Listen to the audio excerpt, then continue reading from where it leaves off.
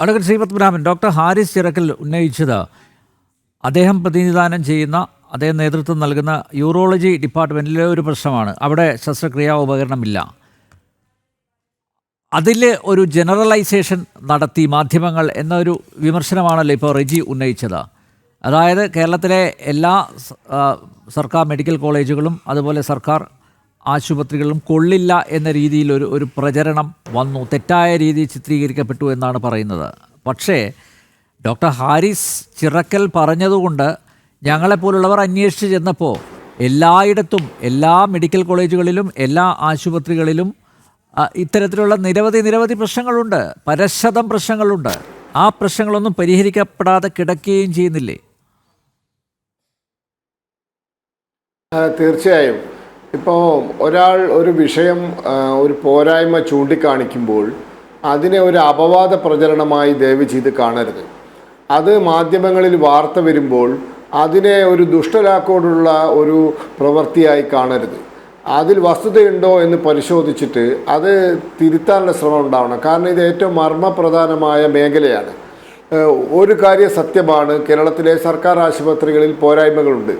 അതോടൊപ്പം തന്നെ സർക്കാർ ആശുപത്രികളിൽ വരുന്ന രോഗികളുടെ എണ്ണം ആ ആശുപത്രികൾക്ക് കൈകാര്യം ചെയ്യാൻ പറ്റുന്നതിലും വളരെയധികം വളരെ അധികമാണ്. ഇതും സത്യമാണ്.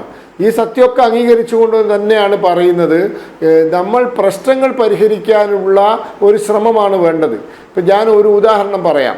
ഇപ്പം ഇവർ ഈ കേരളം നമ്പർ 1 ആണെന്ന് പറയുന്നുണ്ടല്ലോ. ഇന്ത്യയിൽ ആരോഗ്യ മേഖലയിൽ വളരെ പിന്നോക്കം നിന്നൊരു സംസ്ഥാനമായിരുന്നു ഉത്തർപ്രദേശ്. 2016-17 കാലഘട്ടം വരെ ഉത്തർപ്രദേശിൽ 15 മെഡിക്കൽ കോളേജാണ് ആകെ ഉണ്ടായിരുന്നത്. അതായത് ഉത്തർപ്രദേശിൻ്റെ വലിപ്പം നമ്മൾ ആലോചിച്ച് നോക്കണം. 1075 ജില്ലകളുള്ള കേരളത്തിൻ്റെ 4 ഇരട്ടി വലിപ്പമുള്ള ഒരു സംസ്ഥാനമാണ് ജനസംഖ്യാ കാര്യത്തിൽ.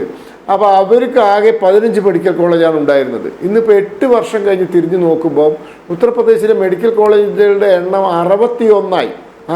അവരുടെ ടാർഗറ്റ് 75ആണ്. അതായത് എല്ലാ ജില്ലയ്ക്കും ഒരു മെഡിക്കൽ കോളേജ്, അങ്ങനെ 75 മെഡിക്കൽ കോളേജ് ടാർഗറ്റ് ചെയ്തിട്ടാണ് അവർ മുന്നോട്ട് പോകുന്നത്. അവർ 2 എയിംസ് കൊണ്ടുവന്നു.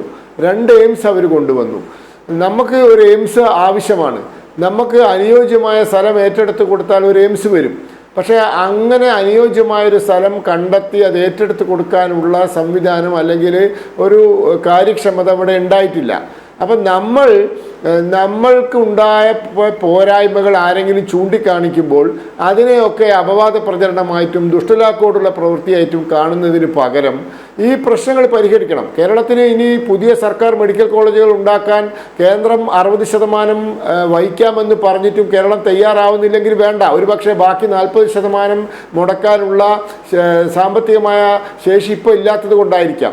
പക്ഷേ നിലവിലുള്ള മെഡിക്കൽ കോളേജുകളിൽ, നിലവിലുള്ള സർക്കാർ ആശുപത്രികളുടെ ഇൻഫ്രാസ്ട്രക്ചർ ഡെവലപ്പ് ചെയ്തേ പറ്റൂ. അത് ഡെവലപ്പ് ചെയ്യാണ്ട് ഇത് മുന്നോട്ട് പോകില്ല.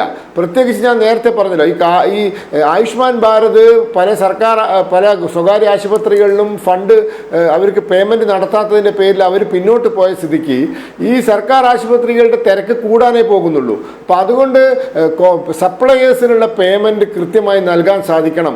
അതോടൊപ്പം ഇൻഫ്രാസ്ട്രക്ചർ ഫെസിലിറ്റീസ്, അടിസ്ഥാന സൗകര്യ വികസനത്തിലെ പോരായ്മ പരിഹരിക്കാൻ സാധിക്കണം.